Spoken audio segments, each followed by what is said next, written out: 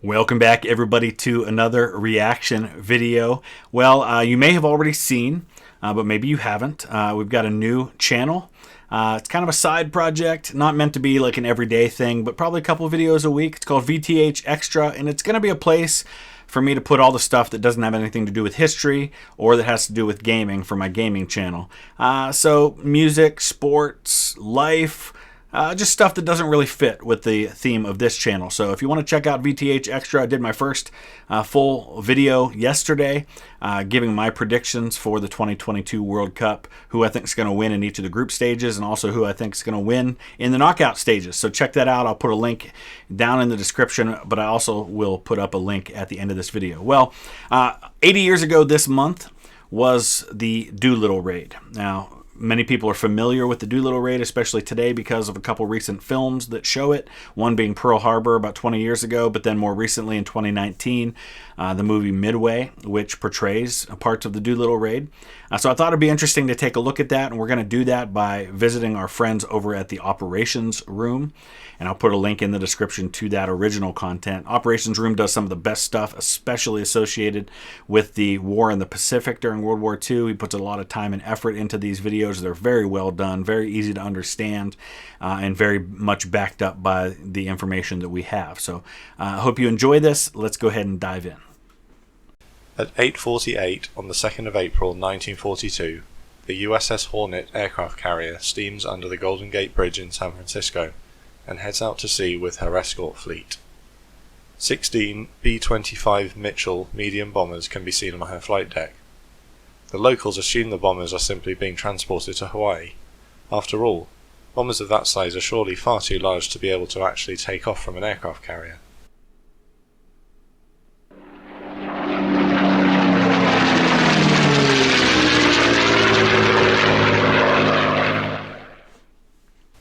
In December 1941, the Empire of Japan attacked the US Navy base at Pearl Harbor, bringing the United States into World War II. Simultaneously, Japan also took the US territories of Guam, the Philippines, and Wake Island. And it wasn't just U.S. territories either. People forget because everybody focuses on the attack on Pearl Harbor on December 7th because that was the big event that brought the U.S. into the war. That's the one that you hear in the famous beginning clip where President Roosevelt is addressing a joint session of Congress, and he says, yesterday, December 7th, 1941, a date which will live in infamy, the United States of America was suddenly and deliberately attacked by naval and air forces of the Empire of Japan. But what people don't hear is in the expanded version of that clip, he goes on to describe all the other places that they attacked the same day, and it wasn't just American territories. They basically launched attacks on the entire South Pacific that same day. They knew because at that point they had held off. The U.S. had been in negotiations with Japan trying to come to some resolution that didn't lead to war. And one of those negotiations was where the U.S. was basically saying, listen, if you stop attacking, stop spreading, stop going after more territory, just confine yourself to where you're already at, and we can kind of keep the peace. And of course, Japan wanted American oil and wanted that to keep going, didn't want any restrictions on trade. And they just kind of never came to a place. Well, once Japan no longer had to worry about upsetting the U.S. by attacking more territory in the South Pacific, since they were going to bring the U.S. into the war, they decided to go after everything all at once. In fact, let's take a look at a map. So taking a look here, you can see the extent to which Japan had taken control by 1942. So it's the Philippine Islands at the beginning of 1942. You've got today what is Thailand, Burma. French Indochina is Vietnam today. You've got a large chunk of what is now Indonesia. You've got New Guinea here. Some of the nastiest fighting of World War II happens there in New Guinea. You've got the Solomon Islands, Gilbert Islands, Marshall Islands, Marianas, Wake Island, which is a U.S. territory, and they're on their way. I mean, they've attacked Pearl Harbor. They're on their way to dealing with Midway in the beginning of June of 1942. So you can see the extent to which they have expanded. The American people were furious at these attacks on their territories and demanded revenge. President Roosevelt inquired about the feasibility of bombing raids on Japan. The US needed a morale boost. However, the loss of airfields on the occupied Pacific Islands rendered the US unable to reach Japan with the range of its conventional bomber air power. At a naval airfield in Virginia, testing was carried out whereby the outline of the deck of an aircraft carrier was drawn out on a runway, and medium bombers attempted to take off within the required distance of 467 feet. It was possible with major modifications, but only just. An attempt in the high seas of the Pacific Ocean would be quite a different matter. People don't realize just how much of World War II came down to innovation, trying new things, and just guts. And the idea of launching a surprise attack on the Japanese homeland at the very beginning of the war was ridiculous on the surface. I mean, we were in no... Think about how long it took throughout the course of the war to get to the place where we were in range and had the bomber capability to launch major attacks on the Japanese homeland. It took into 1944, almost into 1945, before we had the ability to do that on a regular basis. So the fact this was being done in 1942 is a big, big deal. And you might think, well, it's only 2 years, but 2 years during World War II is a lifetime in terms of technology, in terms of the capabilities of the U.S. I mean, the U.S. is just not ready for a major war on two fronts at the end of 1941. We had instituted a draft. We were starting to build up our military just in case. We weren't nearly as unprepared as we had been in World War I, but we were far from ready for things like this. So this was really, this was a gutsy thing to do. Lieutenant Colonel Doolittle, an engineer before the war and now famous military test pilot, sketched out a plan where medium bombers would take off from an aircraft carrier off the coast of Japan. Now, Doolittle wasn't just an engineer. He was also, he had trained pilots during World War I. He was one of the very first aviators in the U.S. military back in the beginnings of the program, and he was a pioneer in a lot of this stuff. So much so, and like a lot of pioneers, when people are arguing for things that later on become standard, a lot of times a lot of people aren't listening. And so he was kind of a voice in the wilderness in a lot of ways in the 1920s and 30s, arguing for air power and the fact that in the next war, air supremacy was going to be everything. Well, by 1942, now people are starting to listen. And Doolittle is going to go. He's a lieutenant colonel during the Doolittle raid. The day after the raid, he gets promoted 2 grades to brigadier general. And by 1944, he's a 3-star general in charge of the entire 8th Air Force in Europe. And strike the greater Tokyo area. Landing back on the aircraft carrier after the raid would be impossible, so he considered that the strike force would continue west after their raid and land in the Soviet Union, turning the aircraft over to the Soviet Air Force as Lend-Lease. So you might look at this and think to yourself, okay, why would they go all the way from San Francisco instead of going from Hawaii, which would be much closer? Couple of reasons. Number one, Hawaii has just been attacked. Pearl Harbor is still in shambles. They're still rebuilding. They're still trying to recover. Most of the ships that were sunk in the attack on Pearl Harbor were eventually recovered, and several of them were actually put back into service. So there's a lot of reasons why. Another reason why is, well, obviously, if this group was seen leaving Pearl Harbor and heading that direction, then everybody knows they're headed for war. Whereas if they're leaving from San Francisco, like they said, maybe people think they're just going to Midway, they're going to Pearl Harbor. They don't think they're going to attack somebody. However, while the Soviets were fighting with the Allies in the war against Germany, they were still neutral with Japan. Stalin did not want a second front to open in the Far East with Japan. And the Soviet Union stays neutral with Japan until the very end of the war. At the last conference that they had before Germany was defeated, it was agreed that 2 months after Germany left the war, 2 or 3 months after Germany was out of the war, the Soviets would declare war on Japan. And they did that right about the time that the war came to an end. And a lot of people argue that, yeah, the atomic bombs might have played a part, but what also played a part in Japan being willing to surrender at that point was that the Soviets had entered the war. At a time when Germany was hammering the Soviet Union to the west, Doolittle revised his plan to land the aircraft in China. With the B-25s modified for long-range operations, they were craned onto the deck of the USS Hornet, and on the 2nd of April, the ship steamed west. The force from San Francisco, Task Force 18, consists of the USS Hornet aircraft carrier, cruisers Nashville and Vincennes, oiler Cimarron, and destroyers Gwynn, Meredith, Monson, and Grayson. On the 8th of April, the oiler Cimarron refuels the destroyers, whose range is limited, in stormy seas. In Pearl Harbor, Task Force 16, led by Admiral Halsey, puts to sea, made up of the USS Enterprise aircraft carrier, cruisers Northampton and Salt Lake City, oiler Sabine, and destroyers Balch, Benham, Ellet, and Fanning. And we see that in the 2019 movie Midway. You see that Bull Halsey is there with this task force, even though the Hornet's the one that's got all the planes on it that are going to be used in this attack. The fleet leaves the Navy base and heads towards grid reference 38 North, 180 East. They are to rendezvous with Task Force 18 on the 13th of April, before the combined fleet heads west. Thousands of miles away, off the coast of Japan, the USS submarines Trout and Thresher have been attacking and sinking Japanese merchant shipping. They monitor the weather and feed back radio reports to the fleet. On the 17th, the task force is 800 miles from the Japanese coast.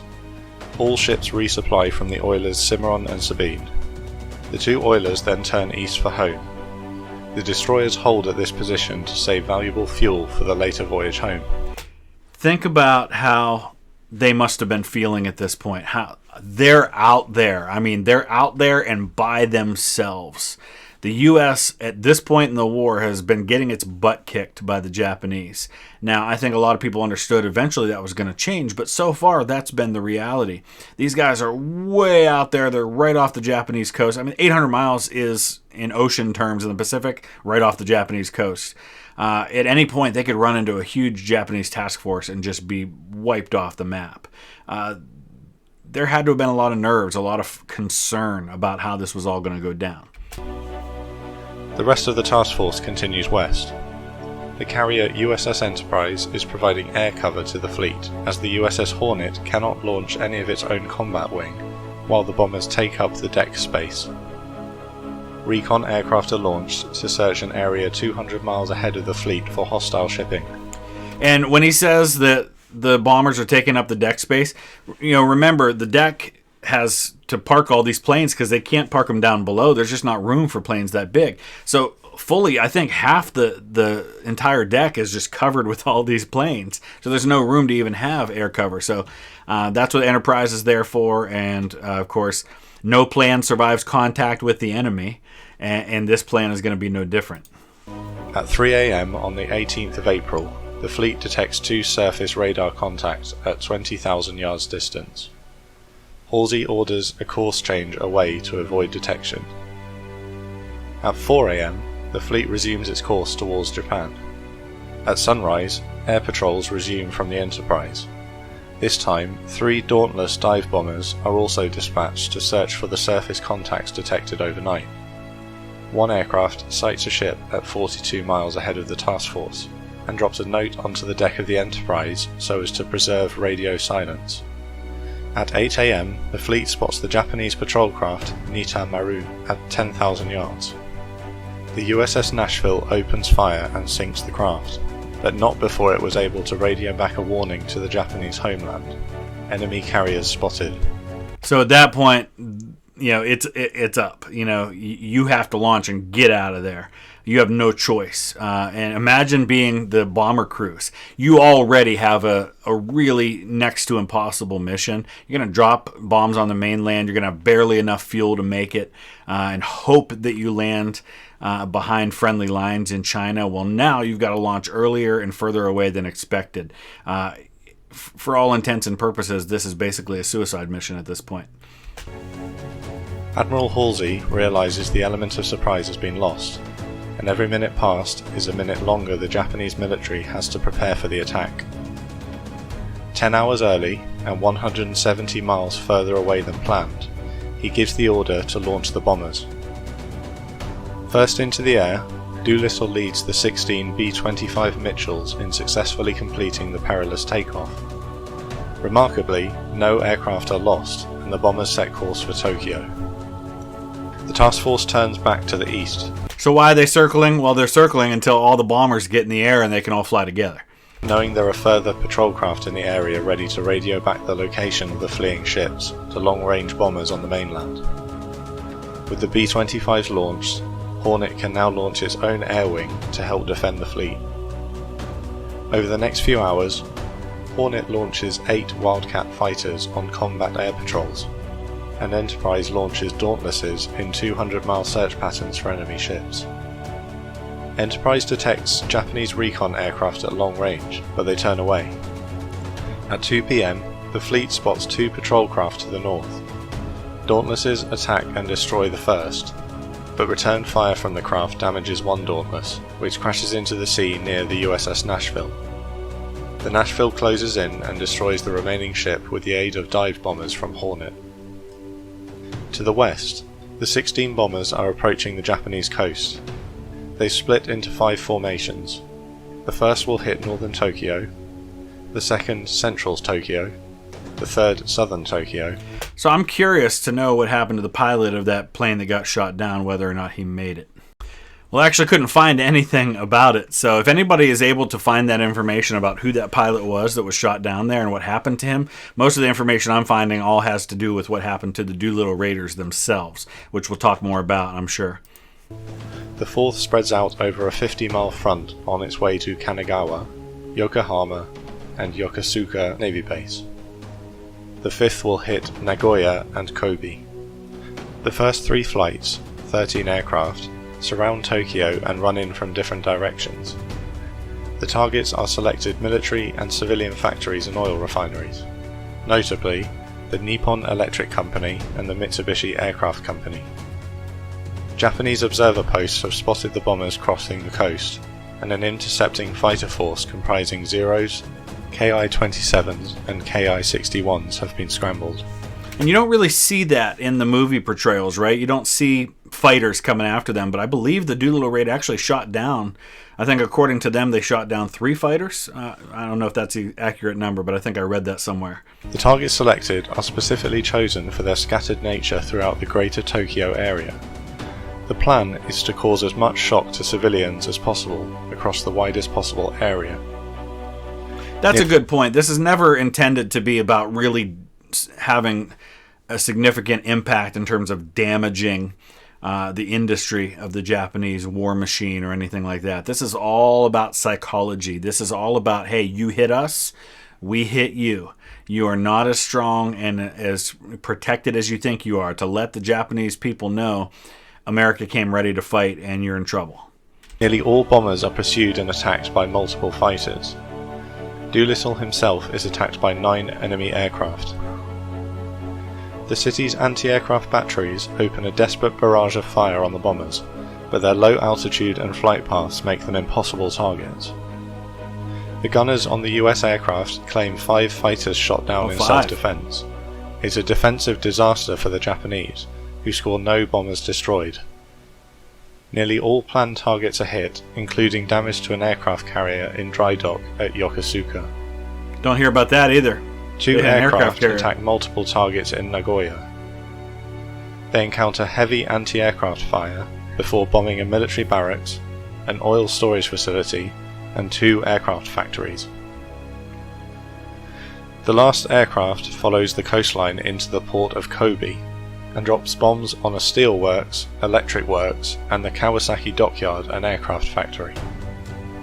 All bombers except one turn for China to make their escape. Captain Edward York's aircraft makes for the Soviet Union. An administrative error led to unauthorized modifications to York's engine carburetors before leaving the US mainland. This means that fuel consumption is vastly higher than has been planned for, and China will now be 300 miles out of range. York's crew has no choice but to make for Vladivostok in the Soviet Union. They would eventually land safely, but are interned by the Soviet Union. A month later, the Soviet government would stage their supposed escape near the Iranian border, allowing the crew to travel to the British consulate in Iran. The crew would return home soon after, without the Soviets appearing to have broken the neutrality agreement with Japan. So in hindsight, might have been better if all the planes had done that, right? If they'd have just gone to the Soviet Union and escaped.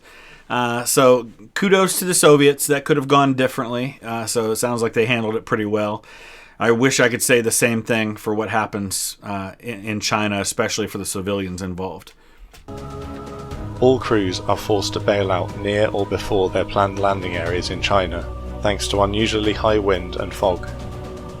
When communicating the plan to the Chinese military in the days leading up to the attack, a mistake was made by US planners, forgetting that the raid would involve crossing the international date line.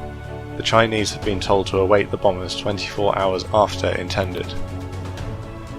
All but 2 crews aiming for China returned home with help from the Chinese. Doolittle received the Medal of Honor as leader of the raid. The other 2 crews were captured by the Japanese. Regretfully, after a military trial, 3 of the crew members were executed, with another dying of malnutrition in prison. Japanese reprisals on China for harbouring the crews were severe, launching Operation Saigo in May to occupy the coastal areas to prevent their use as a bomber landing area again. Estimates for civilian fatalities during the campaign range from 70 to 250,000 people. Think about that for a second. 250,000 people died in the reprisals. That's the high number, but that's the number I see most often is 250,000 people died in direct reprisals because of this raid by a handful of bombers on the Japanese mainland. That tells you a lot about the enemy that was being faced here. They were brutal, they were ruthless, and you have to understand that many years of that kind of thing. You know, when people judge things like the decision to drop the atomic bombs on Hiroshima and Nagasaki, you have to remember that this has been 5-6 years of seeing the Japanese military's ruthlessness and many of the atrocities that are carried out on civilians and on captured soldiers. Ain't nobody want a piece of that. Nobody wanted any part of landing on the Japanese mainland and dealing with that. And so anything that could prevent having to land on the mainland and allowed for an opportunity to end the war early, I'm not saying that to justify it. I'm telling you that to help you get yourself in the mindset of the decision makers and understand that this was the nature of the war in the Pacific. And there's a whole lot more to it than that, but that just gives you one example. One raid by a handful of bombers on the Japanese mainland that really doesn't do all that much to the Japanese industry results in the death of 250,000 people. Imagine, what could have been expected in a mainland invasion. So, and cool story about Jimmy Doolittle. He not only survives the raid, survives the war as one of the highest ranking officers in the Air Forces. He ends up living into the 1990s. I think it was 1993 when he died. He was eventually, after retirement, given a 4th star, which you can see here being pinned on him by Ronald Reagan, which is kind of cool. I think is that Barry Goldwater with him, giving him a 4th star. So he and his wife were married for over 70 years. He had a couple of sons and grandsons who ended up pretty high-ranking officers in the Air Force. This is that picture you saw earlier. That's Jimmy Doolittle right there. And real quick, just so you can kind of get a sense of the man a little bit, here's a video of Jimmy Doolittle at the end of World War II when he was introducing General Patton at a speech. So some of you may have seen me show this before, but it's there was a parade, and you can see General Patton right here. I think this was in Los Angeles, and it's being narrated by an Army officer who was working in the film industry. None other than Ronald Reagan is the one narrating this, but you'll see Jimmy Doolittle at the beginning before General Patton speaks. On his return, Americans showed their gratitude. In General Pershing's words, it didn't hurt America to have a general so bold that he was dangerous. And Pershing knew Patton really well. Pershing had actually been engaged to Patton's sister for a while during World War I. Patton was on Pershing's staff.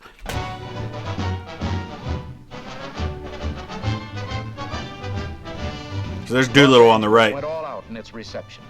With him was General Doolittle, whose 8th Air Force in Europe did so much to assure final victory.